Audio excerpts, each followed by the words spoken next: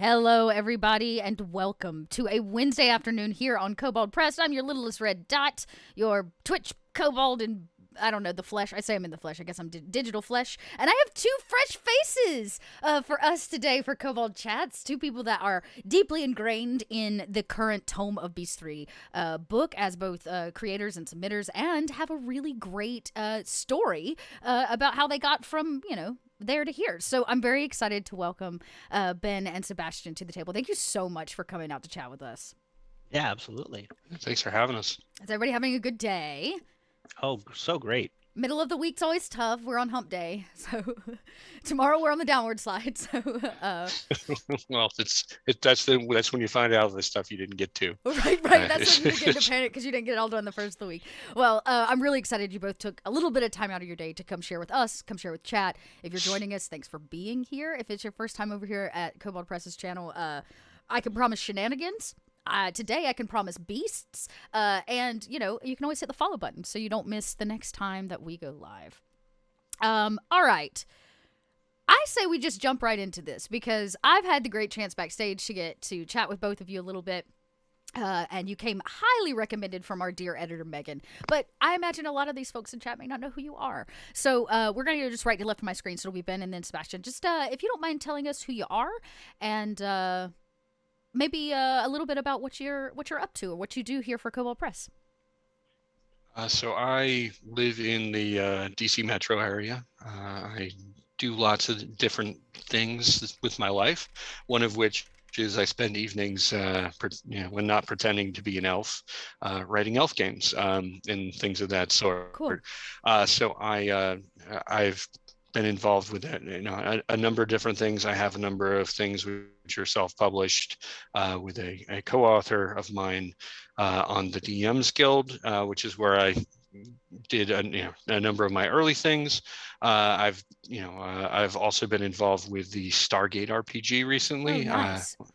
I talked about Kobold Press when I was talking about their Kickstarter. So Wyvern, here you get this back. I've also been doing work for Kobold Press. First thing I did was I had a backer monster that was published in Creature Codex, which was the Bar Brawl. And from there, I've also written a couple Warlock Lairs. Nice. I did a convention adventure that debuted at Gen Con last year. Oh, nice. I think somewhere around 28 monsters for Tome of Beasts, because I got brought into this fun project with these folks, including Sebastian. Yeah. How about you, Sebastian? I am Sebastian. I'm a florist by day, and by night I'm a little kobold. So I got my start worked for Kobold Press with a backer submission for the Creature Codex as well as Ben. Mine was the Alley-Mite. And ever since then, Megan has been very kind to let me continue to write about them. After that, I got really bold and made a pitch to Wolfgang. And he had me submit 4 more monsters for Tome of Beasts 2. The Garlicle being a continuation on the Alley-Mite. He's kind of like the Alley-Mite's seer, grumpy uncle. Yeah. I've also did a magic system for Tomb of Heroes. Oh, yes. Continuing along the plant theme. And now I'm here having worked on this book all past year. Got 43 monsters in it and 2 of the layers as well. Nice. Okay, so I see a lot of writing for the both of you for us, not just for this book, but for other things like our layers. And I see somebody in chat said that they ran one of your layers. I think Benjamin is their first as a little campaign recently. So that's very cool. Yeah. I forgot about the 2 layers that I wrote. And, and as with anything, stuff with Kobold Press gets play tested even before it shows up at the Warrens, and then gets play tested again to make sure that everything gets taken care of. So we're good kobolds, and we don't put out anything to all of you if it's not been play tested. Can honestly say that. A lot of love for the layers as well. Layers in chat, which is very cool. So I imagine that you don't just like wake up one day and you're like, today I'm gonna start writing. Where did you have writing experience before you submitted, say, a random monster to this thing, or was it really just that I woke up and did it? Ben, you first. Okay, I guess I'll take the lead on these things then. So, I mean, I had been involved with a living campaign called Greyhawk Reborn for a while, and I had been writing adventures, and that's where I learned most of my most of my things, a lot in terms of storytelling. But as part of it, you go through and you have to design monsters, sometimes reskinned, sometimes steal liberally, other times right around these sort of things. But it's as an extension of that, I've been backing Kobold Press stuff for a while. I think since around the time 5th edition started up, I had gotten a number of Pathfinder things back in the day, but hadn't been a Kickstarter backer really at that point. But I mean, in my day job, I'm an attorney, so I write a lot and professionally. So Megan and the other editors at Kobold Press probably appreciate the fact that I had all the bad writing habits knocked out of me. But yeah, it's that's sort of how I got my start in terms of writing, is just wanting to run games for other people and making sure that it was as good as it was. And then from there, it's like, well, I actually missed the window to submit for the original Tome of Beasts. So when the time came around for Creature Codex, I made sure that I put my backer monster in, and it's get it sort in of there. snowballed since. All right, very cool. What about you, Sebastian? It's kind of weird. I never really had like much of an interest for writing growing up. I've always painted and drawn, and I've been very into doing all kinds of artsy stuff, crafts, that kind of thing. But I've been playing D&D for the last 20 years. And I've gotten really into it, and I've gotten into being a DM almost exclusively for like the last 7. And when the Creature Codex came out was when I kind of like learned about Kobold Press, and got really interested into it. Found it way more appealing than any of the other really great campaigns that are out there, and just kind of like fell into it, and had that opportunity to submit my monster to the Kickstarter, and from there I just like caught a bug.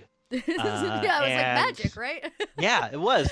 I mean, I've always just kind of like, I'm creative. I come up with like my own stories, but it wasn't really until that point that I started like writing things down. And ever since, I've got like half a dozen notebooks all over the place, and different documents on my phone and computer that I jot down anything I can think of whenever I think of it. Love that. So obviously both of you have a lot of years with tabletop under you. Writing may be new or old. What I really love is it seems that both of you bring a little bit of yourself to the table. Sebastian, you mentioned like, you work with plants by day, and so now you're kind of submitting all of these plant monsters, right? I love the fact that you're an attorney by day, which means that writing is like no hot thing for you, right? But I imagine for somebody starting out fresh, that may not be the case. Or where would you suggest somebody start when they're staring at the blank page of death? Yeah, I'll take that one. Yeah. I think you should. One, I think you need to read a lot. You need to consume a lot. You need to develop an appreciation for lots of different voices, and then you need to like carve out some time for yourself, set a place, and get set, and just like let your thoughts flow. They don't have to necessarily be coherent. They don't have to be clever. They just need to be yours. And even that, not even entirely yours. You start with something that inspires you, and you rip it shamelessly, and then you go back to it and you mold it until it's uniquely yours. Nice. I really liked Stephen King's book on writing, and that's like what really helped me to understand to build a regimen. When I sit down to work on a project that's given to me, um, I figure out how many words I need to write for it, and then I figure out my deadline, and then from Mm-hmm. there I figure out how many words I have to write per day, and Mm. I set out that plan and I stick to it. So I meet my deadline on a daily basis, and I give myself enough time to go back and edit as I go through. Yeah. Love that. Thoughts on that same topic there, Benjamin? Yeah. I mean, I don't know necessarily. I might disagree slightly with Sebastian regarding how much you have to necessarily uh, how much you necessarily have to do. Certainly, you want to try to read a diversity or have a diversity of opinions and experiences, because what you're going to bring to the tabletop Hmm. or to a story or to a monster isn't going to be the same thing for everyone else. But I don't read a lot of I'll confess I don't read a whole lot of fantasy and sci-fi. I read some, like Mm-hmm. but I would hardly call myself voracious.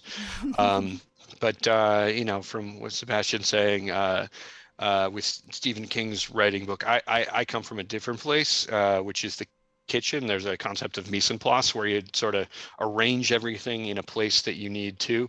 Oh. And there was a book, and I will look it up when I stop talking here in a moment. But it was basically lessons from the or something along the lines of lessons from a kitchen for writers and workers, and That's how to cool. apply the lessons of mise en place, where you have to have everything set up because everything has to go in very precise order when you're cooking, in many cases, especially like a restaurant. Um, so, other than that, I think you just, in some ways, I made 28 monsters uh, for the Tome of Beasts 3. A lot of them are just kind of looking at the world around me with an inquisitive eye, and there are some things where it's like, oh, I wonder what happened. I wonder what happens when people forget to rake all the leaves out in front of the out in front of like the wizard tower, or I had noticed a really big tree which led to a monster, and just looking at stuff and thinking like, oh, what can you do to help tell a story, or Hmm. how could you tell a story with these sorts of things as well? So Cool. So not yeah no And really yeah go please go ahead. oh, I was just gonna say, Ben, I really like that book. Before I became a florist, pre-COVID, I was a chef for 10 ah years. Oh, So nice. that sounds really appealing, and I have a feeling I'm already doing some of that. Yeah, yeah, I love that. Everybody. Yeah, I guess that's to say everybody probably has their own system or processes in place to like make it work, especially when you've been doing it a really long time. So I actually want to go check out both of these books because I'm a Stephen King fan. I don't know anything about cooking, but I sure love organization. So I imagine that will be very helpful. Very cool insight into ways in which you work through your processes. the name of the book is called Work Clean. It's Work by clean. yeah, it's the life-changing power of mise en place to organize your life, work, and mind, by Dan Charnas. Very cool. Okay, well, I guess that leads me to want to kind of dive in and take a look at some of the things that you have created. So, always on Kobold Chats, I do my best to spill as many beans as humanly possible. Without having to make, a roll for an explosion. So, today, we're actually going to give you a sneak peek at some fresh art, as well as some monsters that will be in this book that each of you have created. So I've pulled 3 for each of you. And I thought we'd just go through, show off the art, and let you give us a little bit of a rundown of what we can expect from this. And since we're talking about inspiration, I'd love to hear where the inspiration was. Was it just the pile of leaves out front? Was this I just noticed this is a blank spot in the universe as a whole in terms of D&D, and we just didn't have a monster like this. So I'm going to switch us over here. I do want to say, everybody, we're very close to the $600,000 mark on this Kickstarter. I have it there on screen so we can watch the number climb as I say it. That's so nice. Perfect timing, Kickstarter. Thank you. So we can watch that number climb, and we're just like trucking away at it. Okay, so the first one that Megan told me, I'm just going to go in order that I have them here. The first one I've got up is, it looks like Mother Moth is the first one in my order. That is one of yours, right, Sebastian? Yeah, that's correct. Tell us a little bit about Mother Moth. I'm going to pop the art on here on the screen. Yeah, well, she's a neat lady. She's man, where did the inspiration for her? Was the Moonlight King from the first Tome of Beasts, and I kind of had this idea like, what would have his lineage been? And that's where the inspiration for her came from. What's interesting is she has a lot of command over silk-based insects, spiders, moths, that kind of thing. And so she kind of bridges the gap between an animal lord and a fey noble. That's cool. And a lot of her magic and abilities, actions have to do with playing around with moonlight or silk. Man. And the artwork, I don't know. I know y'all can't see it in our chat right now, but if you pop over to Twitter, the art is extraordinary. Not that I'm surprised. It's Kobold Press. Come on, but they did an amazing job. Such a cool character. So many opportunities too. Like I immediately look at a character like this and I'm like, oh, I could write a whole campaign on just this one like potential. Maybe it's a protagonist, but an antagonist. You know? Right. What I liked about her, my goal with her was to provide a fey noble that is middle of the road. She's not a super high challenge rating like some of the other fey nobles are. She's very attainable to meet with, interact with in a second, third tier, fourth tier game. Very cool. All right, let's see what my next one up in order is. I have got this Illuminite Husker. Oh yeah, the Alliumite Husker. Alliumite Husker. Yes, Alliumite, like alliums, onions. I was supposed to say he's a little onion man. Yeah, he is. Well, he's actually kind of he's more than little. He's actually rather husky. I guess that's true. Yeah. If the first Alliumite from the Creature Codex was just like your standard spring onion, the Husker is a red onion. He's big, he's burly. He's going to make you cry one way or the other, whether you cut into him or he taunts you. He's kind of like he's the garden's guardian. Yeah. So he's going to taunt you into attacking him because he wants you to hurt him, so he can make you cry. Make you cry. Yeah. That's the whole basis for that. That's a very fun idea. Just looking at this artwork, I would die for this little husky. He's so stinking cute. Yeah, I know that's probably not what he wants to hear, but I totally would. He's so cute. Very cool. And obviously, I imagine pulled a little bit from your background. Oh yeah, 100%. Yeah. Actually, the Alliumites were a love letter to my wife. She has a really hard time consuming onions and garlic. So when I first came up with them, they were for her. Oh, that's very sweet. Yeah, somebody just asked just in time to hear you say that, what the kind of idea for it was or where'd it come from. I love that. A little love letter to your significant other. Very fun. Okay, next up I've got the Old Salt, which I'm very excited about because I can tell you when today is done, the Old Salt will be our mini for today's show right after this. So, come see it in action. But this one is yours, right, Ben? Yep. So the Old Salt was one of the first monsters that I pitched for Tome of Beasts 3. Basically, from the creation, let's just talk about what it does. So the Old Salt is the undead corpse of a sailor who'd been wrongly convicted of some sort of capital crime and forced to walk the plank, if you will, but then sort of walks back out of the ocean desiccated from the deep brines, and goes and seeks revenge upon the people who harmed him. So it's got some part of it is I think the inspiration for this originally was just hearing someone refer to a sailor as an old salt, and then reading something along the lines of that. But it's one of these interesting, in my mind, interesting story-based things where you can build, maybe not building a whole campaign around it, but you have some time spent in the docks, maybe some of your players can't make it to a session, you could run a mystery around trying to find out this old salt. Especially consider so the fun thing, I was trying to find it from the text. It's from the flavor text. The only way to truly kill an old salt is upon the death of the false accusers, or by clearing its name publicly. Oh, that's So interesting. it doesn't go away. It goes away for a while, but it doesn't completely go away until something has vengeance has been obtained, or justice, however belated, is meted out. Yeah, I kind of love that. It's like a built-in story almost. Almost so easy to like grab, like you said, grab hold of and like put it right at your table. I love that. Kind of reminds me of the Revenant a little bit. Oh, a little bit, yeah. I really like it. That's really cool, Ben. Yeah, it's very cool. And the art is stunning. I'm not going to spoil the mini because you have to come back for the next show for that one. But it is a very cool character. And chat's already like, oh my God, now I want to play a sea campaign. Love ghost ships, ghosty pirates. Everybody's all about it. Very, very cool.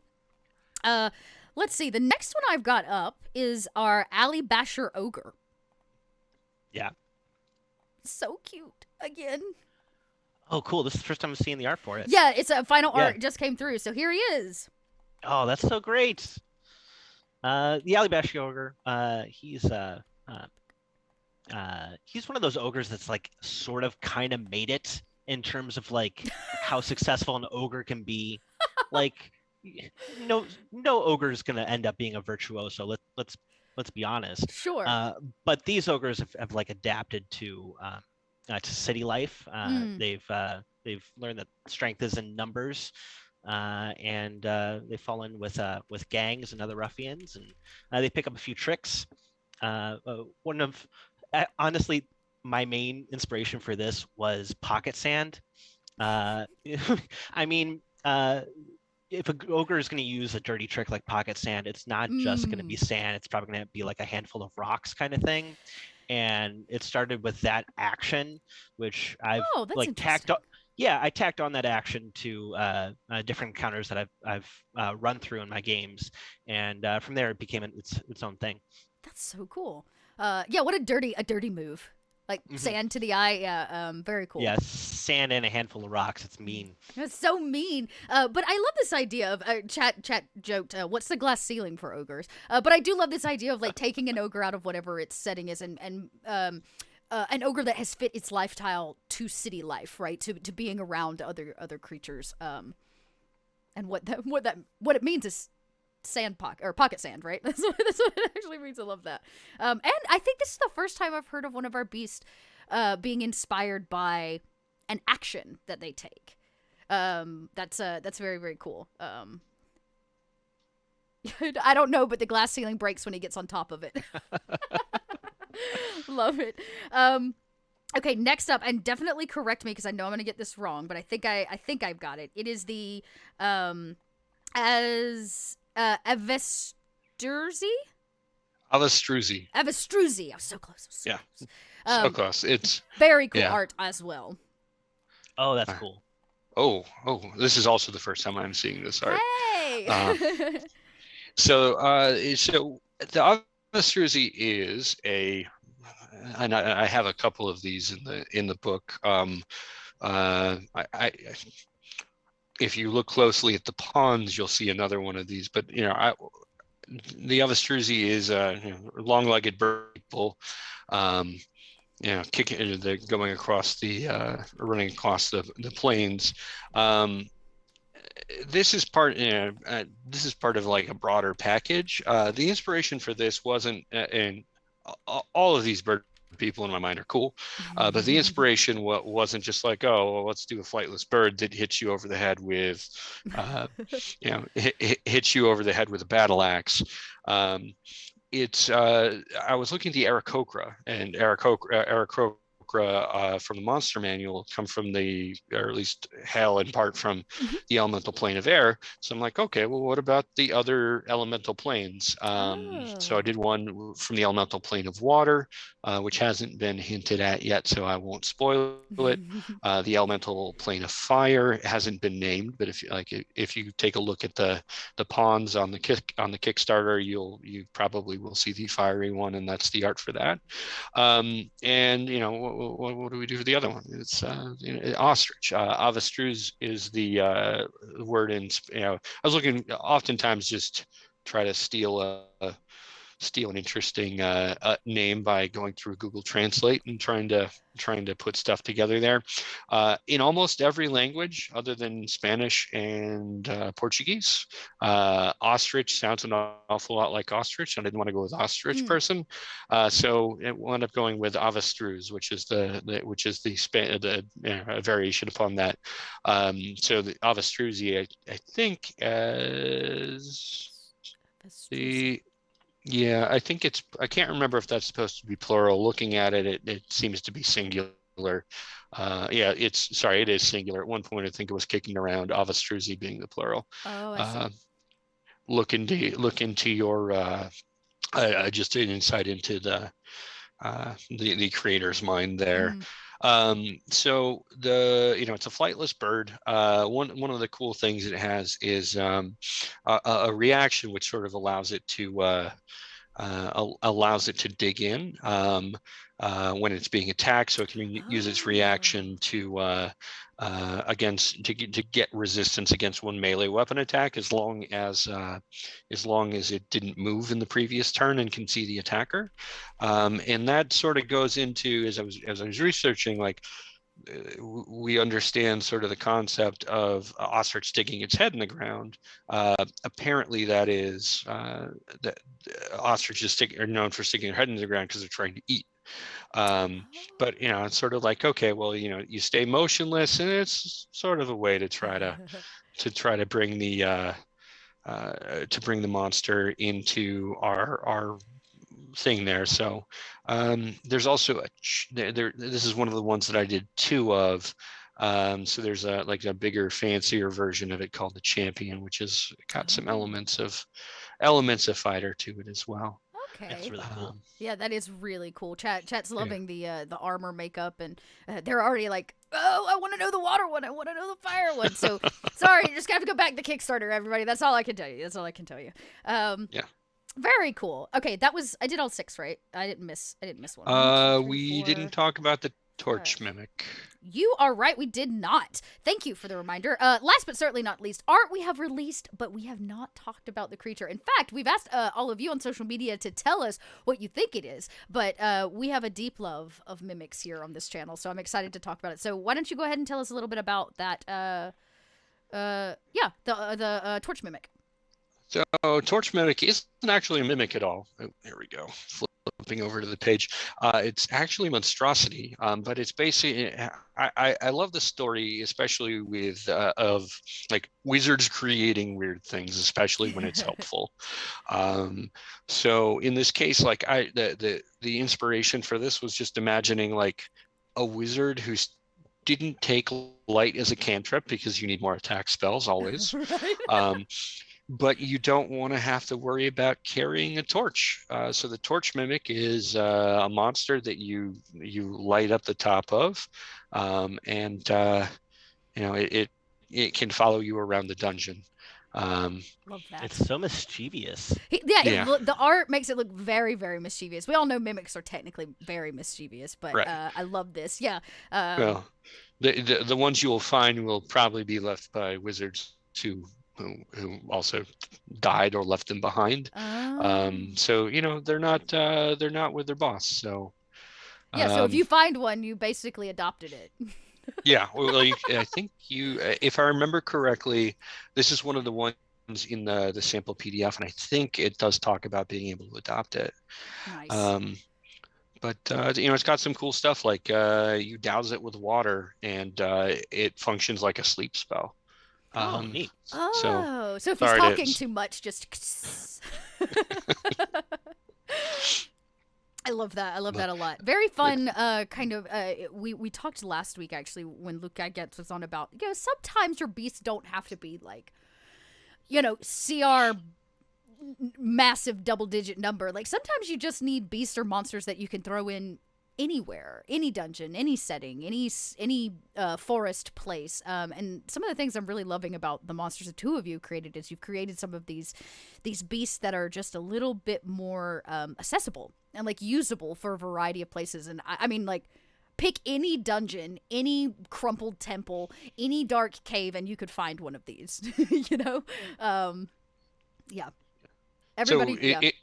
Interesting thing about the Torch Mimic is that was actually my backer submission for Tome of Beasts 2 that didn't get picked, and now with a little bit of spitshine, it's and I guess some really great art by whoever did that. I can't read the. Yeah, I was about to say I can't quite. I'll have to pull it up bigger for my poor old eyes, but. Yeah, so like it's I had a backer monster and creature codex. This one didn't get picked, but sometimes it's you're up against a lot of really cool stuff, and sometimes something that's really good just doesn't make the cut, unfortunately. And I was lucky enough to be able to pitch this and have it accepted for Tome of Beasts 3. So yeah, love that. Like, back to, like, don't get rid of it just because somebody said no doesn't mean it's not an awesome idea and can't be used in another awesome place. I think that's a prime example of that. Everybody's like, they want a familiar. Everybody's like, my next familiar. Here it is. Tickle me. Love that. Well, so we took a look at some, obviously not all, because I know you both submitted a ton of monsters to this book. But I want to talk a little bit about, going back to the beginning, the submission, because everybody that has backed the Kickstarter, again, are going to get that chance to submit anonymously, or I guess it's anonymous, or like submit a single monster, right, for submission, and we're going to select a whole bunch of them. So I wanted to talk a little bit about some best practices around that, because obviously both of you were successful in your original submissions and have continued to use those skills that you've gained to make more and more creatures for a variety of books or layers or whatever you're working on. So what would you say maybe are some really good considerations or best practices as everybody at home gets their submissions ready for the end of this Kickstarter? I think you need to find two things. One, something that's unique, and two, something that you love, you've fallen in love with, something that you can inject your passion into, is going to read a lot clearer to whoever's reviewing it, versus something that you think is strong, but your heart maybe not in it as much. And two, you really want to find something that isn't replicated elsewhere. With this book, I mean, it's another 400 monsters. Across 3 books, we're now totaling over 1,200 monsters, plus everything that's already out there. Right. I don't want to call it a glut, but the market is getting saturated. You want to find something that really stands out, and you really want to make it unique. Its actions, its lore. You really want to give it its own personality. Yeah, love that. Good suggestions. Thoughts on that, Ben? So I mean, there's some other stuff that I'll get to, but in line with what Sebastian's saying here, I want it to, if I go to pitch something, I want to try to make sure it's memorable, functional, and useful. Sort of the 3 things there. Yeah, Barbrawl. Yeah, well, so like the new Kobold Press mascot, it would seem, would be the Swobold, which is yet another backer monster. Yes. And it's certainly memorable, and it's just like the big beefy kobold. And so that's something that got picked. Other things like Sebastian said with the Barbrawl, like it's just I can't profess to be particularly witty. It occurred to me like, oh, well, I'm tired of running 10 people in a drunken bar fight. Why don't I just make them a swarm? And I mean, that's what a bar brawl is. And that has saved my butt so many times. It is such a great character design. And I've probably pitched like 4 or 5 different variations to it, and it's always been rejected. No, we've already got it. We got it's this, good. yeah. It's done. Move on. Yeah. Another thing is like the useful part. So like especially with if you're going to pitch something, imagine trying to trying to wrap 1, 2, maybe 3 stories around it and see how that sort of fits in there. So like with the old salt, for example, like there's definitely that story standpoint that's useful there. And I don't read this, I don't expect to read Backer Monsters, but if somebody can recognize like the the needed role there, or the cool narrative role that you can pick up on, in that other DMs, GMs can pick up on as well. That's a good thing there. But I mean, you also, flip side of that, you also want to try to make sure whatever it is, it also has to be functional. Like looking at Torch Mimic when I went to go rehab, but there were some things that probably could have stood a short play test to figure out. That I was over explaining certain things, and I slimmed it down a little bit, and I think it made for a much better monster in the end there. So the editors, Megan, and I think Megan's the main one here, they certainly will help out and do some amount of lifting there. But if you want your monster to be picked, it's also gotta sort of be a functional thing as well as absolutely. Yeah, love that. There's a really great book by Keith Amon called "The Monsters Know What They're Doing," and in it, the guy goes through nearly every monster in the Wizards of the Coast Monster Manual, and he dissects what makes them effective, what their motivations are, and how those work together to help that monster achieve its goals in whatever world it's in. I think that is essential reading, and reading it really changed my view of like how to write a monster. Because you don't want something that does everything. You want something that fills a niche and serves its purposes. Exactly what Ben is saying. Yeah. So Sebastian, you may not realize this, but there is also a sequel to that called "More Monsters Know What They're Doing." I haven't gotten to it yet. I've been meaning to. It's on my list. I happen to be reading through that right now. That's actually been a bigger. Yeah, I like. It's. I'm not as familiar with the Volos and Mordekainen's monsters as I am with the Monster Manual, but it's still a lot of the same good stuff. I think that's been is useful in terms of adventure design. Like absolutely. If you go and look at my Warlock lairs, like I will now give tactics that I would love to have when I read other things. Like these are the things that you do. These are how these guys team up. These are and this is when these people run away, or if they don't fight to the death, or why they will fight to the death.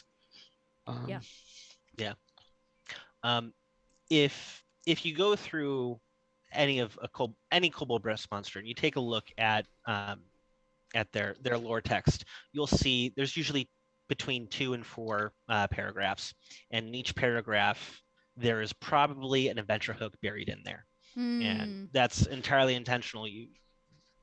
Monster is great and all, but you want to lead you want to lead the reader's imagination, usually the DM,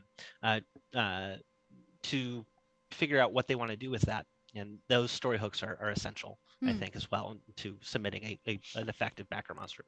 Yeah. So I heard the the big 3, but the idea of like, why is it doing what it does? Why does it exist? Can you answer the big question of why? What makes it kind of interesting and unique?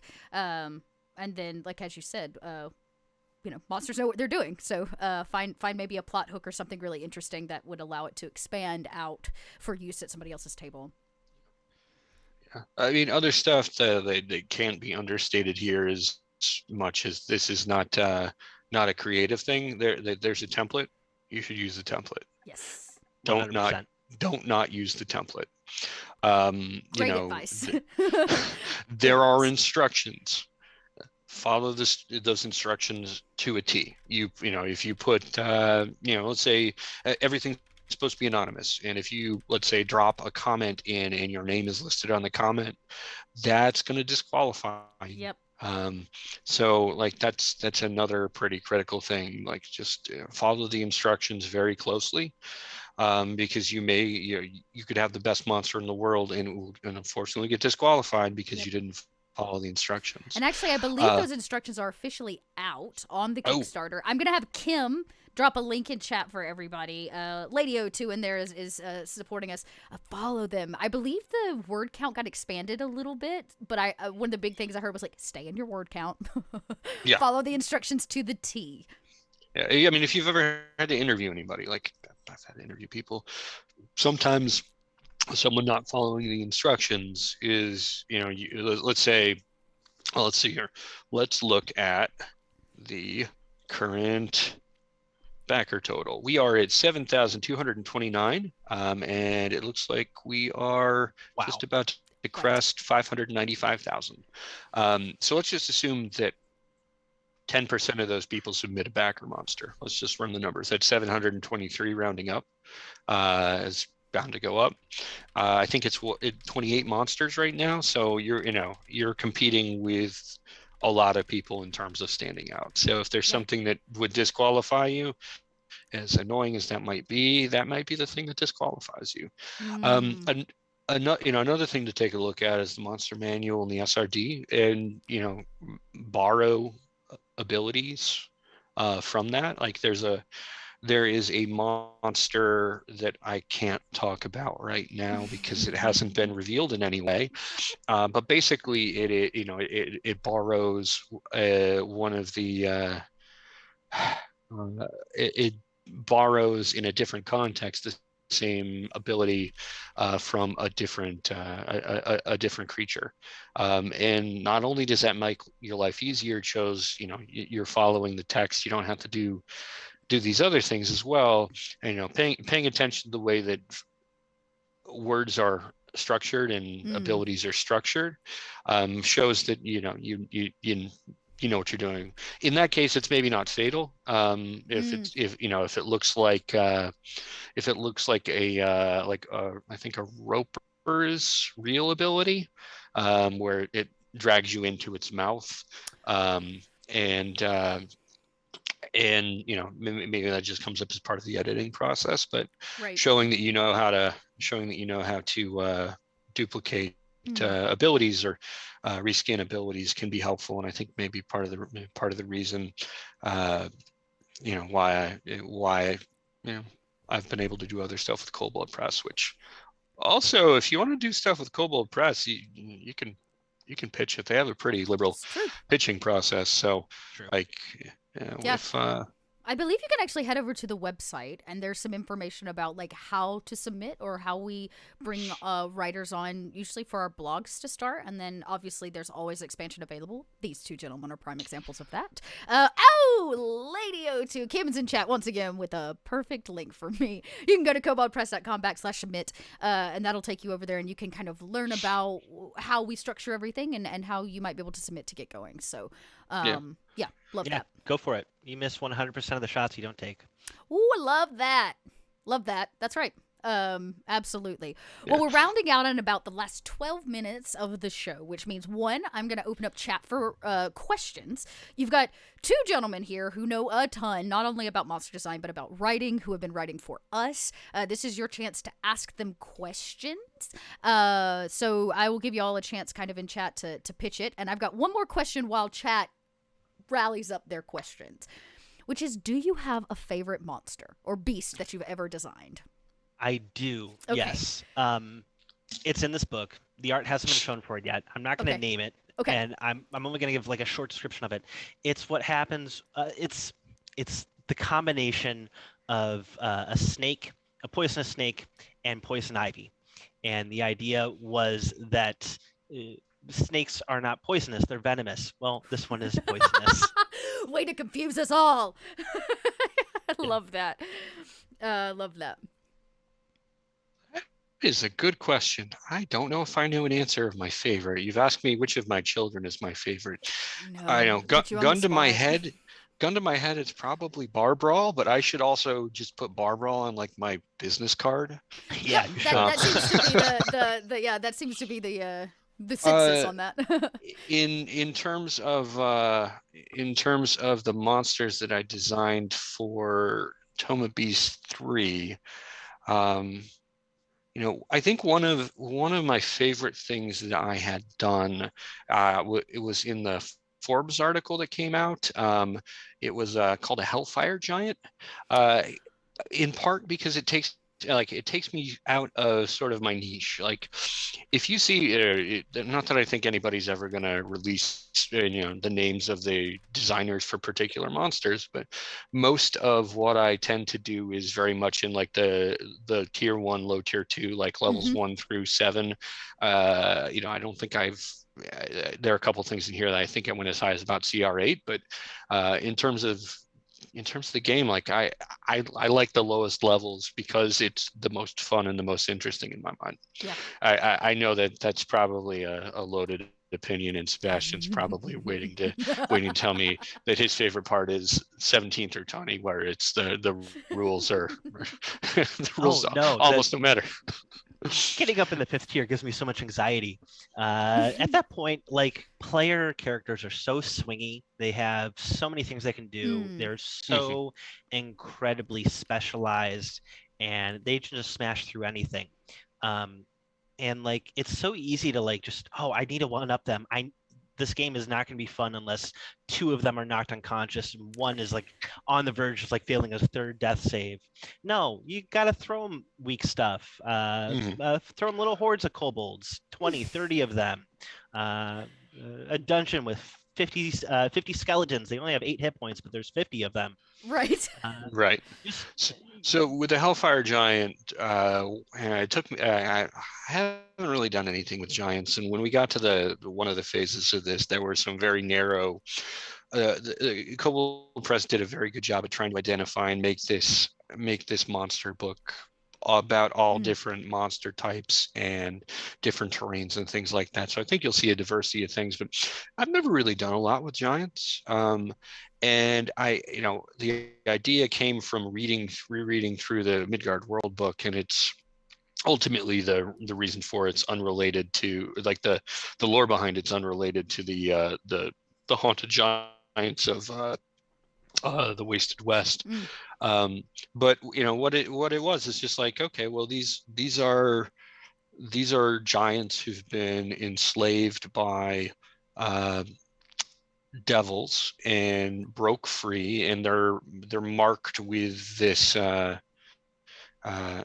sort of these malachite runes, and I got to slap a whole bunch of runes and a whole bunch of magical abilities on a giant that ultimately is just trying to cave your head in, especially if you're a tiefling.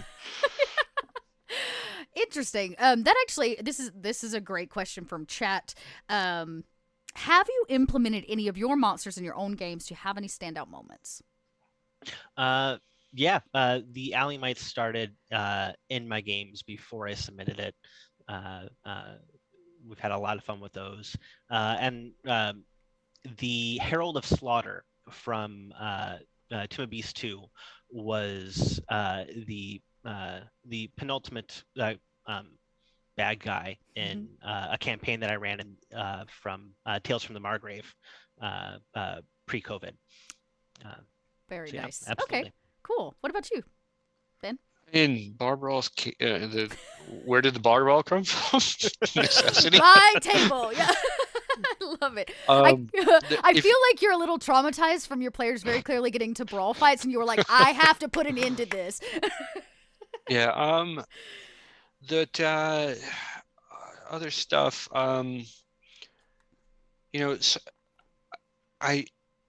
I like also writing NPCs, and like there are as much of anything, the monsters know what they're doing. The NPCs also know what they're doing, like, right. and doing that. So sometimes just grabbing a monster and making an interesting NPC out of them, is a good thing. Is a good thing too, which is me evading the answer slightly, but at the same point, I'd say.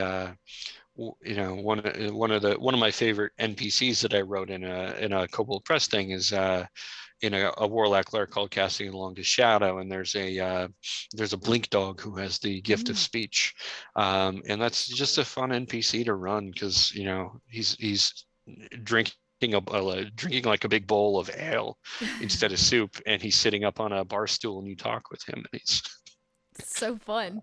Love that. Well, in our last 5 minutes, I'm going to let you both just go around and tell everybody once again who you are, now that we have a better idea of what you're bringing to the table with Kobold Press and where they can find your stuff again as we wrap up. I remind everybody, today is not over here on the Twitch channel. Right after this at 4:30 Eastern, 1:30 Pacific, y'all time zones, we're going to be actually painting an Old Salt mini. So you can come hang out while myself and GM Lee, who is a mini painter, sit around, and we're going to just have some chill Bob Ross vibes as we paint some minis and hang out. So you don't go anywhere. But we'll go backwards this time. Sebastian, you start out first. Tell us who you are, where we can find you when you're not, over here hanging out with us. Sure. I'll be back for that. That sounds delightful. Yeah. I'm Sebastian Rombach, and you can find me at Don't Break the DM on both Twitter and Instagram. I guess this gives me a reason to actually post stuff on there. I also paint miniatures in my spare time, so I've got a lot of photos on there of that. Well, please don't judge me because I don't know anything about painting minis. Everybody's teaching me. Don't be intimidated. Just go for it. Yeah, that's so. I'm Ben Eastman. You can find me on Twitter. Not particularly active there, but trying to be a little more. It handles Eastmabl, EASTMABL. It's my handle most places as well. You can find some of the stuff I've done on the DMs Guild under my full name, Benjamin L. Eastman, along with one of my co-authors, Matt Dunn. You can also find a number of the things I've done on the Kobold Press web store. Go.